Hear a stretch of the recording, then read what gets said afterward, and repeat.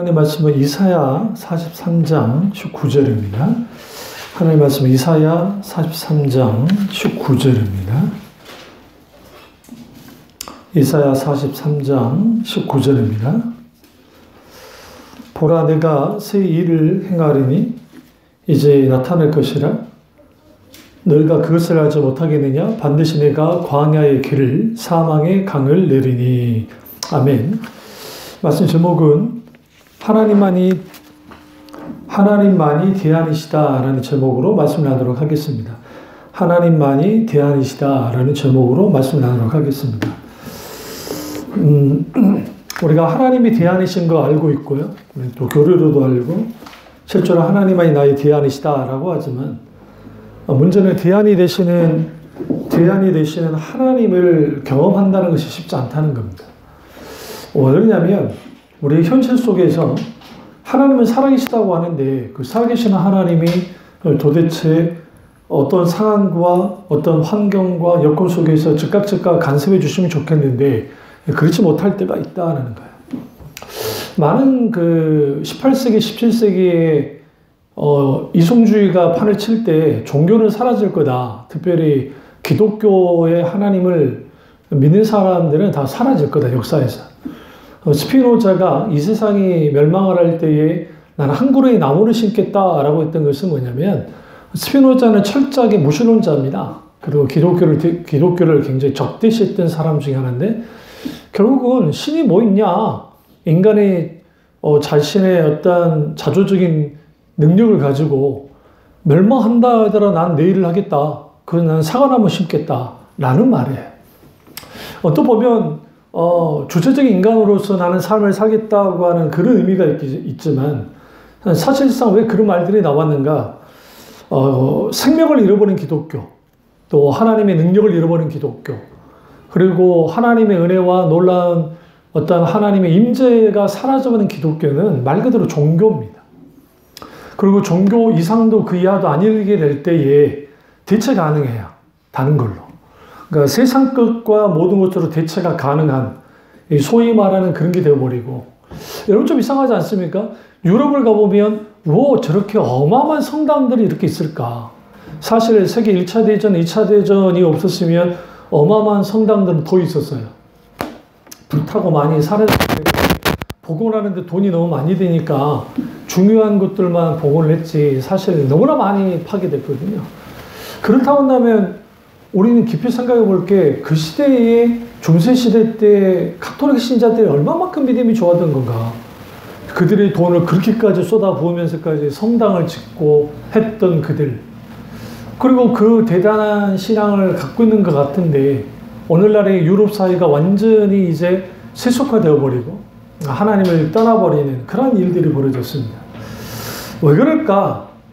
하나님 외에 다른 대안이 없다고 분명 교회에서 말을 하고 있고 실제로 우리는 그렇게 믿고 있지만 문제는 우리 현실이 녹록지 않고 우리 현실의 삶 부딪히는 문제, 부딪히는 어떠한 일들, 그런 것들이 우리를 버겁게 만들고 도대체 하나님은 무엇을 하고 계시는지에 대한 의문을 갖게 돼 있어요. 그럼 이렇게 말하죠. 우린 기다려야 돼. 그래서 내가 하나님을 기다려서 그 기다림을 통해서 하나님께서 역사하실 거야 라고 하는 또 스스로 혹은 교회에서 그렇게 가르치죠. 맞습니다. 근데 문제는 뭐냐면 이거예요. 과연 왜 하나님만이 대안이 되실까?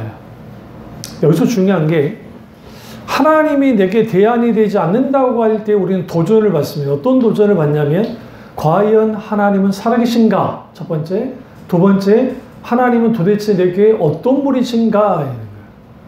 세 번째, 하나님 그분은 살아서 역사하는 분이신가? 아니면 내게 관심이 없는 분이신가? 라고 하는 수많은 질문을 던지게 되어 있습니다. 우리는 왜 넘어질까? 우리는 왜 쓰러질까? 힘이 없어서 그런 것인가? 아니면 하나님이 도와주지 않아서 그러신 건가? 하나님을 기다려도 지쳐 포기하고 싶을 때가 있고 내 몸이 반쯤 등을 돌려서 하나님 편과 세상 편을 왔다 갔다 보면서 내가 세상을 의지할까? 하나님 의지할까? 갈등할 때가 있다는 거예요. 우리는 사울 왕에 대해서 너무 쉽게 평가절하할 때가 있습니다.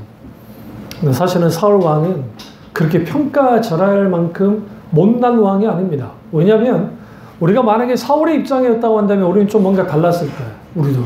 우리 비슷하지 않았을까요? 블레셋이 그 약 한 10몇만의 군대를 끌고 쳐들어왔는데 군대를 소집했더니 불과 몇천 명밖에 안 모였어요. 약속한 사무엘이 이제 빨리 와야 되는데 사무엘 제사장이 늦어지는 거야. 그러니까 약속 시간보다 늦어지기 시작하는 거야. 계속. 그럼 적은 계속 밀고 내려오고 있고 약속했던 제사장은 늦게 오고 있고 더 문제는 뭐냐면 함께 있던 모여있던 그 소위 군인들이 우리가 생각하는 정규 군인도 아니에요. 평상시에는 농사 짓다가 어떤 뭐 일을 하다가 국가가 어려울 때 이렇게 오는 거야. 그러니까 지금의 뭐 상비군 개념, 그러니까 막 계속 준비되어진 군대가 아니기 때문에 그들이 흩어지기 시작했단 말이에요. 그럼 여러분 어떻게 하시겠어요? 그나마 모인 것도 몇천 명이 안 되는데 적은 10만이 넘는데 13만 명 정도가 쳐들어 내려오는데 흩어지고 있어요. 그럼 여러분 어떻게 하겠냐고요.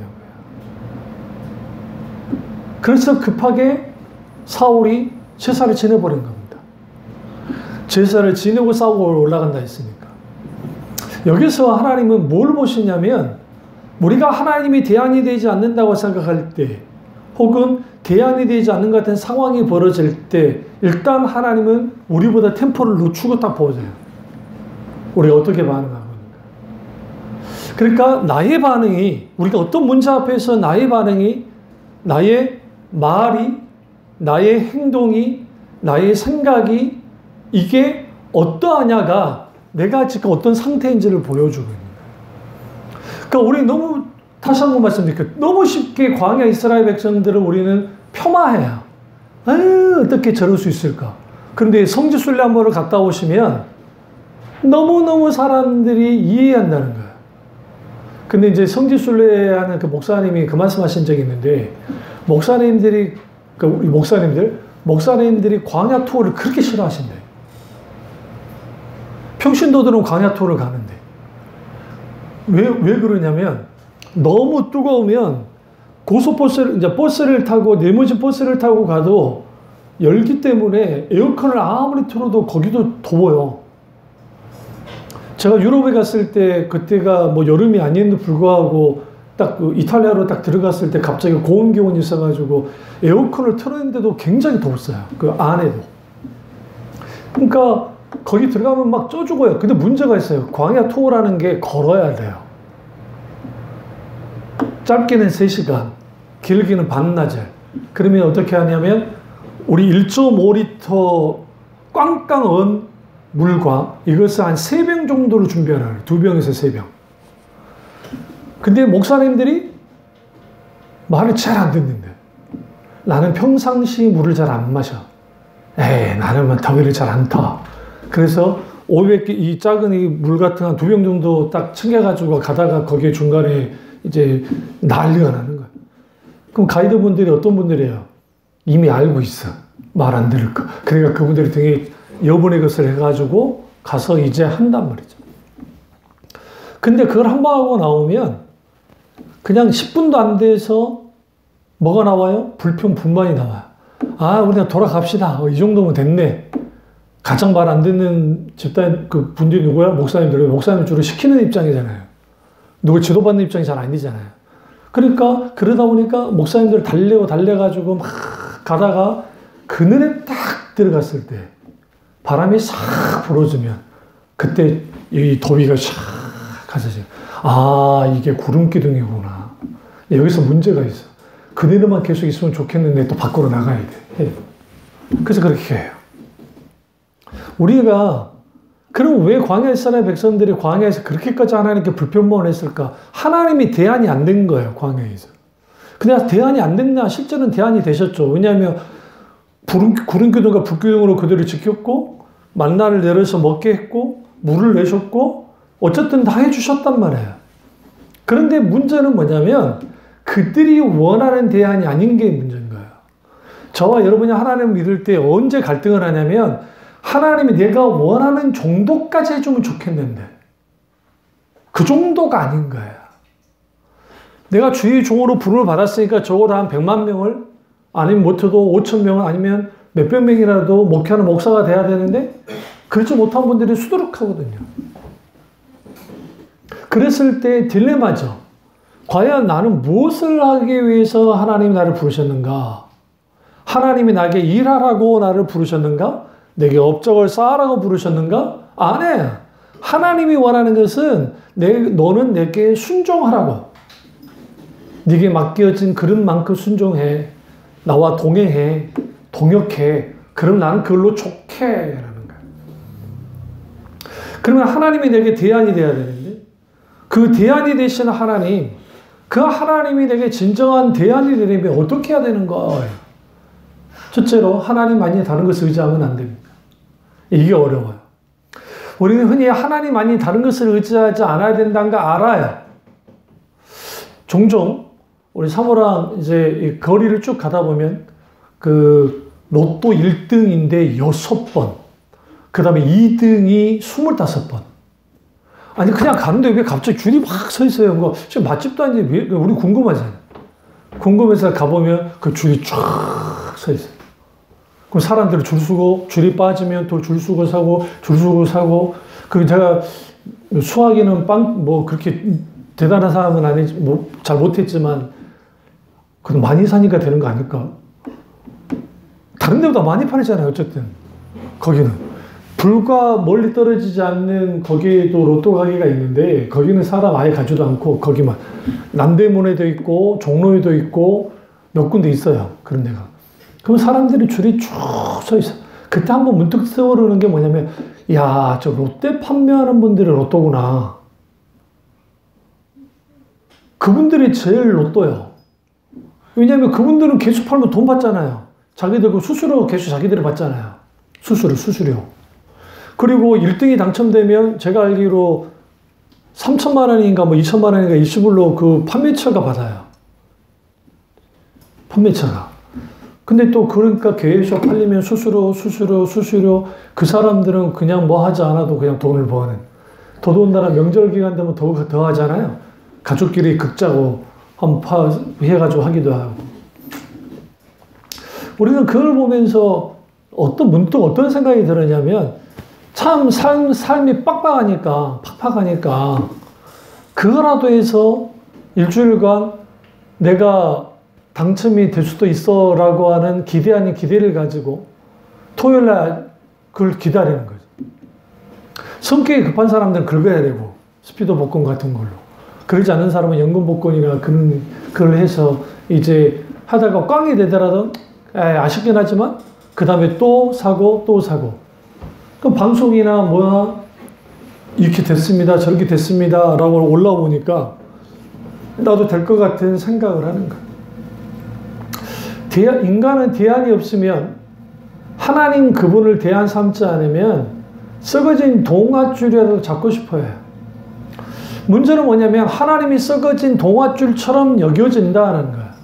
내가 이거 잡고 저거 잡고 이거 하고 저거 의지했다가 그래도 안 되니까 하나님이라도 잡아보자 라는 식으로 하나님을 믿는 사람들의 생각도 너무 많아요.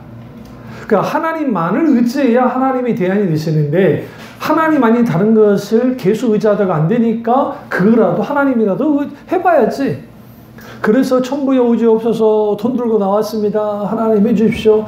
이번만 이거 해주시면 하나님 내가 정말 충성 봉사하고 헌금하고 이렇게 하겠습니다. 라고 하는 것들을 너무 쉽게 해요. 그런데 우리가 과연 하나님만을 의지하고 있나? 아니, 나는 어떻게 알 수 있냐면 이거예요. 우리의 것들이 줄어들 때, 그러니까 예기치 않은 상황 속에서 힘들고 어려운 상황이 물질적인 것이든 관계적인 것이든 어떤 것이든 그러한 것들이 힘들고 어려워졌을 때에 내게 가장 먼저 떠오르는 존재가 누구냐가 중요해요. 만약에 하나님이시라고 한다면 여러분은 그래도 하나님을 잘 믿고 있는 거예요. 그게 아니라 어떤 사람이 먼저 떠오르면 그 언니가, 그 오빠가, 아니면 그 선생님이, 아니면 그 어떤 목사님이, 어떤 누구가, 그분이 나를 도와주실 거야 라고 하는 하나님 아닌 다른 것들을 먼저 떠오를 때 내가 하나님 그분을 의지하고 있는 것인가? 그렇지 않다는 거죠. 그래서 우리는 여기에서 분명하게 알아야 될 것 중에 하나는 뭐냐면 하나님만을 의지하려면 하나님만을 사랑해야 되고 하나님만을 사랑하려면 있는 그대로의 하나님을 알아야 돼요. 성경에서 말하는 하나님을. 그분을 알아야 아는 만큼 사랑하고 사랑하는 만큼 의지하고 의지하는 만큼 순종하고 순종하는 만큼 하나님의 역사가 나타나요. 이건 다 알아요. 실제로 성경이 다 그랬으니까. 그럼 그 안에 붙임은 없느냐? 있지요. 있지요. 아브라함이 하나님만을 의지했는가? 그렇지 않았어요. 분명히 하나님의 약속을 받았단 말이죠. 자식 줄 거야, 땅 줄 거야. 그러니까 너 내가 지시할 땅으로 가. 그 믿고 나왔는데 이게 꽝수표네. 꽝이야, 꽝. 왜 꽝이냐면 갈대아우르, 지금의 수메르 지역, 지금의 이라크 지역인데 티그리스 강과 유프라트 강과 티그리스 강이 교차하는 그 가운데 있어요. 그러니까 여기는 기근이 안 들어요. 무슨 말이냐면 티그리스 강과 유프라트 강이 한 번도 마른 적이 없어요. 그러니까 유프라트 강이 물줄기가 약해지기는 뭐 비가 너무 안 오면 그럴 때도 있지만 옆에 또 티그리스 강이 있기 때문에 그 강에 의해서 그 가운데 있어요. 그러니까 마라라는 지역. 그러면 그 지역은 고대 문명의 수메르 중심 지역이고 거기 고대 문명의 발상지가 거기란 말이에요. 그 핵심 지역에 누가 있었냐? 아브라함이 있었어요. 오늘날 말하면 아브라함이 뉴요커란 말이에요. 뉴요커예요. 뉴요커였던 그가 쫙히 알지도 못하는 그 가장자리, 그 비옥한 반달지대 안에 들어가지도 않는 그 밖에 있는 그 진짜 그런 지역으로 갔단 말이에요. 땅도 어마어마하게 갖고 있었던 그가. 계급으로 따지면 왕과 그 신정 일치사회였기 때문에 왕권을 맞먹는 정도, 거의 그 정도의 귀족 가문의 인물이 아브라함이에요. 왜 그러냐면 우상을 만들었기 때문에. 어마어마한 사람이에요. 어마어마한 가문의 사람이고 그 사람이 떠돌이가 돼버렸어요. 게으르, 나그네가 돼버렸단 말이에요. 하나님 때문에. 그럼 아브라함에게서 갖고 있지 못한 게 뭐가 있었죠? 자식이에요, 자식. 아들. 아들을 못 낳은 거야, 아들. 그 하나님이 아들 주신다니까 그가 하나 믿고 땅 주신다니까 그가 하나 믿고 나왔어요. 갈 바를 하지 못하고 와서 가나안 땅에 딱 왔죠? 왔더니 가장 먼저 일어나는 게 기근이에요. 그 생애에 그 아버지도 그렇고 그 생애에 단 한 번도 기근을 경험한 적이 없어요. 티그리스 강과 유프라스 강 그 가운데 있었기 때문에. 그러니까 하나님께 묻지도 않고 내려가 버린 거예요. 나일강으로. 이집트로 내려가 버린 거예요. 하나님 의지한 겁니까? 환경 의지한 겁니까? 당연히 하나님보다는 환경을 의지하고 내려간다. 이게 오늘 우리의 모습일 수 있어요. 하나님을 어제 내가 하나님을 전적으로 의지했고 내가 모든 것을 걸어서 하나님께 믿었다고 해서 내가 오늘 하나님을 전적으로 신뢰하고 의지하는 경우는 없어요. 오늘의 믿음은 오늘의 믿음이 요구되어지고 어제의 믿음은 어제의 믿음으로 끝이 난 거예요. 내일의 믿음이라는 것은 결국 오늘의 믿음이 쌓여져서 내일의 믿음까지 가는 건데 문제는 우리는 어제 내가 영적으로 승리했으니까 믿음으로 승리했으니까 오늘도 당연히 승리할 거라고 착각한단 말이에요. 그랬던 게 예수님의 제자들이었어요. 예수님의 제자들이 예수님의 명령을 따라서 귀신을 쫓아 병든 자를 고치고 그 놀라운 하나님의 역사가 나타났어요. 그러니까 이제 의기양양했죠. 우리가 주님께로 권능을 받아서 엑수시아 하나님의 권능을 받아서 귀신을 쫓아냈단 말이에요. 근데 갑자기 예수님이 베드로와 안드레와 요한을 데리고 변화산으로 올라가셨고 나머지 제자들은 있는데 물에도 넘어지고 불에도 넘어지는 아들을 데리고 왔단 말이에요. 그래서 기도해 주십시오. 당신들이 귀신을 쫓아내고 한다니까 낫게 해달라고. 그들이 기도했는데 낫지 않는 거예요. 벽에 부딪혔어요. 이 일이 계속 벌어진 상태에서 예수님이 딱 오신다고요. 하루가 지난 다음에. 오시니까 난리가 난 거예요. 그 아버지가 와서 당신네 제자들이 했는데 이게 낫지 못하다. 당신인들 할 수 있겠냐는 거예요. 그 예수님이 뭐라 합니까? 할 수 있거든. 무슨 말이냐? 믿는 자에게는 능치 못함이 없느니라 라고 말씀하시는 거예요. 거기서 할 수 있거든 무슨 말이냐라고 하는 이유에 믿음의 모든 된다는 의미의 말이 아니에요. 그 아버지가 믿음이 없어요. 근데 예수님의 제자들이 그걸 해결해 주지 못했어요. 근데 그 아버지의 눈에 비친 예수는 대안이 되지 않아요. 그에게 있어서는 내 아들을 고쳐줄 수 있는 분이 아니야. 당신은 대안이 아니야. 그 예수님이 대놓고 할 수 있게 무슨 말이냐. 믿느냐 능치 못함이 없어. 그러니까 그 아버지가 어떻게 말합니까? 내게 뭘 주소서? 믿음을 주소서. 그러니까 예수님이 뭐라고 합니까? have to, 우리 성경에는 믿음을 가져라 되어 있지만, 이 헬라어 원전에서는 하나님의 믿음을 가져라 라고 그래요. 하나님의 믿음을 가져라. 재밌지 않아요?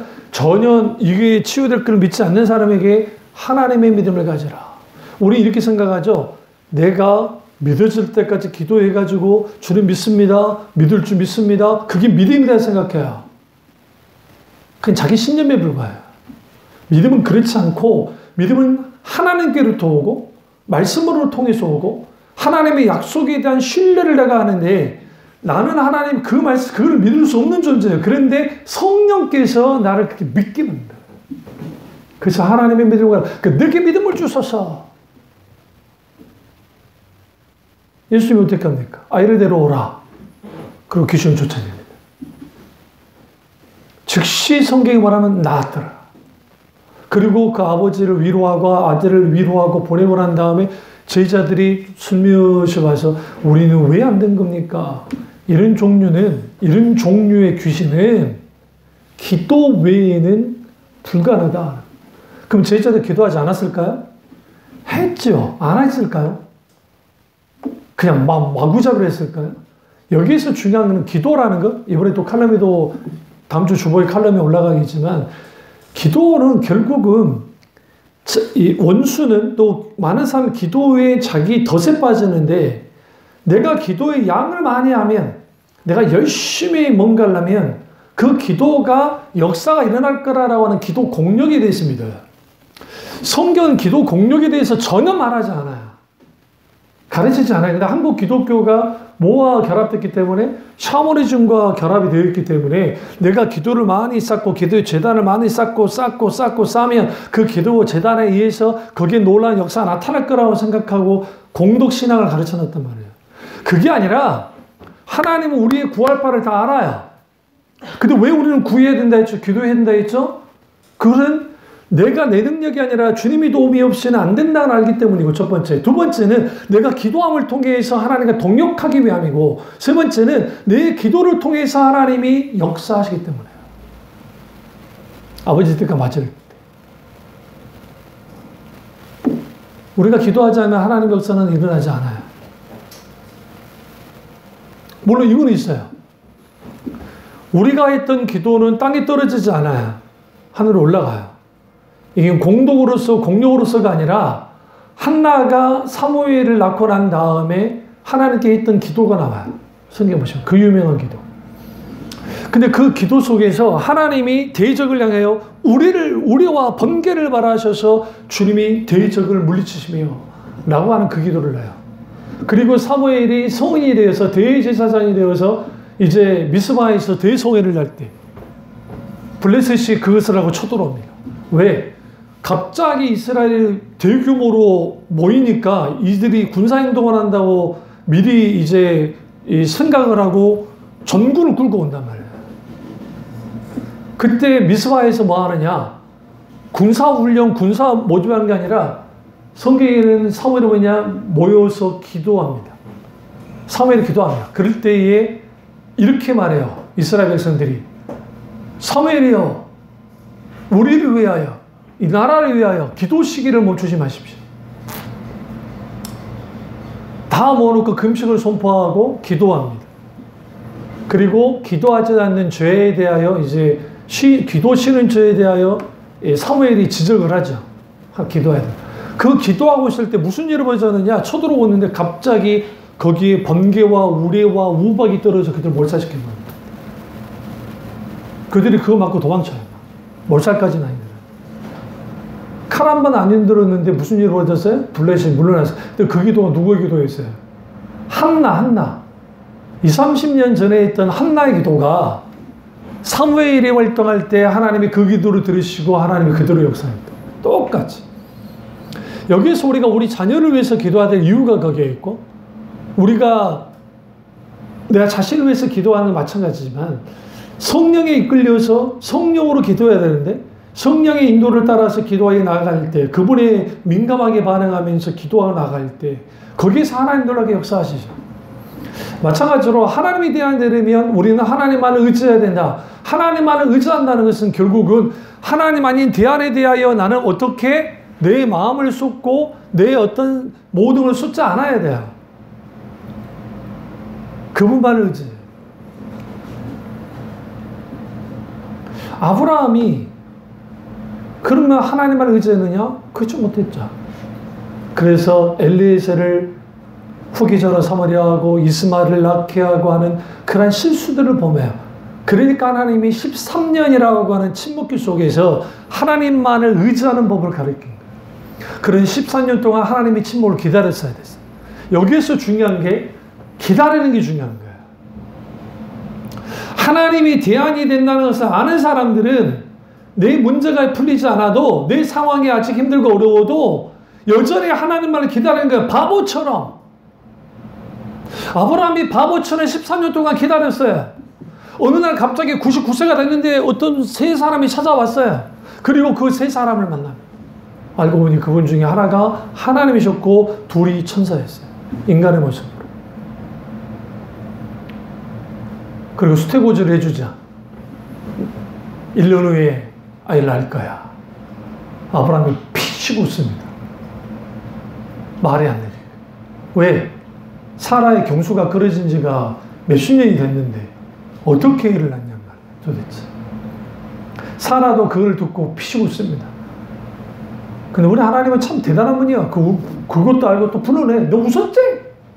그게 쫄아가지고 사라가 안 웃었는데 너 웃었잖아.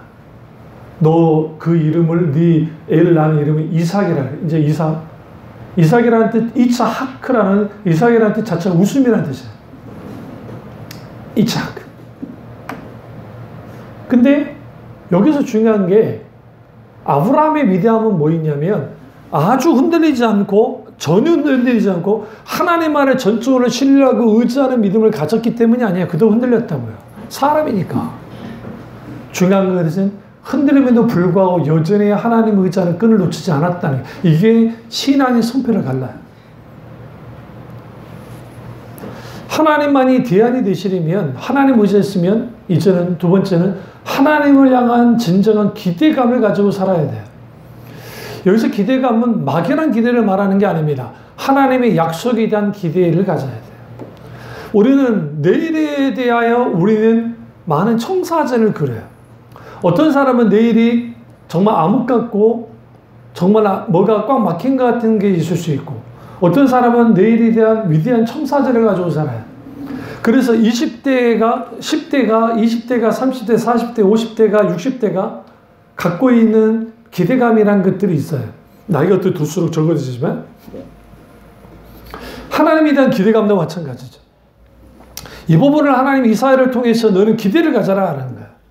이사야 시대에 이스라엘 백성들은 끝나버렸어요. 끝났어요. 나라가 멸망해버렸잖아요. 만국의 소로움이 있어요. 이완용 씨가 했던 유명한 말이 있어요. 왜 친일파 역적이 됐냐? 그러니까 자기는 역적 아니라는 거예요. 난 대놓고 말하는데 당신들 나와 동시에 살 때 일본 제국주의가 멸망할 거라고 생각했냐? 안 했어요. 여러분 역사 공부를 좀 하시면 아는데 일본은 미국을 공격을 안 했으면 일본 제국주의는 지금까지 갔을지도 몰라요. 근데 왜 그랬냐면 너무 크게 영토를 확장하다 보니까 자원이 필요했어요. 그 대표적인 게 석유가. 만주가 석유가 있으니까 만주를 공격한 거예요. 만주에 석유가 나요. 인도차이나 반도를 정복했던 이유 중에 하나가 인도네시아 그 지역에 석유가 난다고요. 그러니까 확장했는데 이걸 더 먹어야 되겠어요. 그럼 어디를 먹어야 돼요? 당연히 중동을 먹어야 될 거 아니에요. 거기가 석유가 많으니까. 근데 거기 누가 쥐고 있어요? 영국, 미국, 프랑스 이런 나라가 쥐고 있으니까 그 가장 강한 나라 중에 하나 미국을 확 쳐버리자. 친 다음에 일사불란하게 들어가서 그걸 먹어보고 거기서 하면은 적어도 이 동아시아뿐만 아니라 아시아 전체를 일본이 먹어서 제국으로서 크게 가자. 이게 똑같이 히틀러도 똑같은 생각을 했거든요. 그걸 가지고 가자. 그리고 난 다음에 쪼그라들면서 멸망하기로 간 거예요. 근데 그거 더 아세요? 일본이 패망하고 다음에 물러날 때 미국과 협상할 때, 이 연합군과 협상할 때 한반도 자기 달라 그랬어요. 굉장히 중요한 겁니다. 그러니까 한반도, 조선은 우리 땅에 계속 주자. 그때 가장 불같이 일어났던 게 소련이 반대했죠. 미국도 반대했죠. 가만두지 않겠다. 그래서 전격적으로 소련군이 내려오기 시작한 거예요. 그거 보고 도망친 거예요. 일본 놈들이. 우리는 원자폭탄을 터뜨렸으니까 원자폭탄 때문에 한복 있다 생각이 아니요. 소련군 때문에 했어요. 그때 당시에 소련은 무적이에요. 무적. 워낙 전쟁을 어마어마하게 했기 때문에 이제는 전쟁 베테랑이에요. 일본의 관동군이 대단했는데 한번 붙어가 깨져버렸어요. 그 박살내놨어요. 그 어마어마한 군대들이. 그러니까 겁먹은 거 이러다가 공산화 되겠구나. 그러니까 빨리 항복해버린 거예요. 제가 왜 이 말씀을 드리냐면 이완용 같은 종자도 일본 제국주의가 멸망하지 않을 거라 생각했어요. 근데 그 이완용만 그랬을까요? 거기에 독립운동 참여하지 않았던 분들 중에 그냥 일반 사람들도 우리 이렇게 식민지로 살아야 되는가 봐. 그러니까 왜 독립군들이 위대하시냐면 나라의 독립이 꿈도 꾸지 못하는 상태에서 그렇게 몸을 바친 거예요. 그분들이 위대한 분인 거예요. 어떻게 비하를 합니까? 지금 정말 잘못된 특기나 이 사람들이 그분들을 비하하는데 김구 선생을 비하를 하고 도산 안창호 선생을 비하를 하고 하는 그런 일들을 왜 벌입니까? 안 죽은 의사를 향해서도 그렇고. 왜? 그러니까 우리는 여기에서 분명하게 알아야 할 것이 하나 뭐냐면 하나님만이 대안이시다라고 할 때에 암담한 현실, 암담한 상황, 암담한 문제 앞에 딱 섰을 때 우리는 어떻게 할 거예요? 기다리는 거예요. 그리고 하나님에 대하여 기대감을 가져요. 그래서 하나님이 이사야서에 내가 사막에 이 광야의 길을 낼 거야. 그러니까 너희들은 이렇게 이제 끝날 존재가 아니야. 그러니까 너희는 주님이 이렇게 말씀 21절은 굉장히 중요한 말씀이에요. 이사야 43장 21절 같이 보시죠. 이 백성은 내가 나를 위하여 지었나니 나를 찬송하게 하려 함이니라. 너희는 나를 위해서 지었어. 너희는 나를 찬송하게 하려 합니다. 여기서 찬송한다는 게 그냥 우리가 생각하는 찬양을 부르는 것만을 말하는 게 아니에요. 여기서 찬송은 하나님께 영광을 드리는 최고의 찬사를 드리는 존재로서 내가 창조한 거야. 그러니 나라 망했다고 아니면 힘들고 어려운 상황이 됐다고 그렇게 땅거자 거기 있을 필요 없어. 내가 이 모든 것을 역사를 주관하고 내가 뭐를 할 거야. 그러니 너희는 나를 위해서 창조되니까 너희는 나를 찬송해야 돼. 왜? 내가 이 모든 것을 바꿀 거니까. 마지막 날에 하나님의 때에 이 부분이 우리에게 있을 때에 우리는 뭐 하느냐? 아하, 하나님만이 유일한 대안이시구나. 그러면 엿보기는 잘 안 하겠죠. 누군가를 사람 의지하기보다 환경 의지하기보다 하나님 의지하겠죠. 그러나 여기서 저나 여러분에게 어떤 도전을 계속 받냐면 하나님이 내가 원하는 정도의 힘으로서 산성으로서 요새로서 계속 이렇게 받쳐주시면 좋겠는데 든든히 서서 그리고 하는데 하나님이 그러지 않는다는 거예요.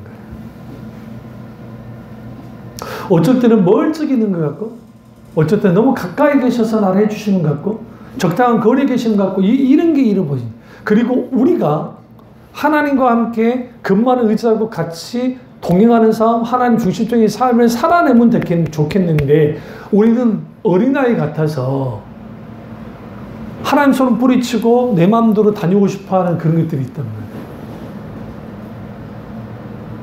그때 하나님이 꼭 잡고 계시죠. 말 없이. 뭐 할 때까지, 우리가 진정할 때까지. 그리고 하나님을 바라볼 때까지. 하나님께로 가까이 나올 때까지. 그리고 하나님께 나올 때에 우리가 이름 고백을 해야 돼요. 주님만이 나의 힘이시고 요새시고 산성이십니다. 이 말씀을 끝내겠습니다. 나의 힘이 되신 여호와여, 내가 주를 사랑하나이다. 다윗의 이 위대한 고백이 우리에게 정말 필요해요. 그가 가장 힘들고 어렵고 이제 생사를 가르는 사울 왕에게 죽게 되는 상황 속에서 나의 힘이 되신 여호와여, 내가 주님을 사랑합니다. 과연 내가 그런 상황에도 당신은 나의 힘이시고 내가 주님을 사랑한다고 고백할 수 있을까? 그게 가능하려면 하나님만을 신뢰해야 되고 하나님만을 바라봐야 되고 하나님께만 기대해야 돼. 놀라운 거? 다윗이 살아났습니까? 안 살아났습니까? 살아났죠. 사울은 어떻게 됐나요? 다윗을 죽이려 했던 사울은 스스로 목숨을 끊었습니다. 그리고 이 모든 것은 반전됐습니다. 이 놀라운 은혜가 저와 여러분의 길을 주님으로 축원합니다. 기도하겠습니다. 기도하실 때 오늘 이 말씀이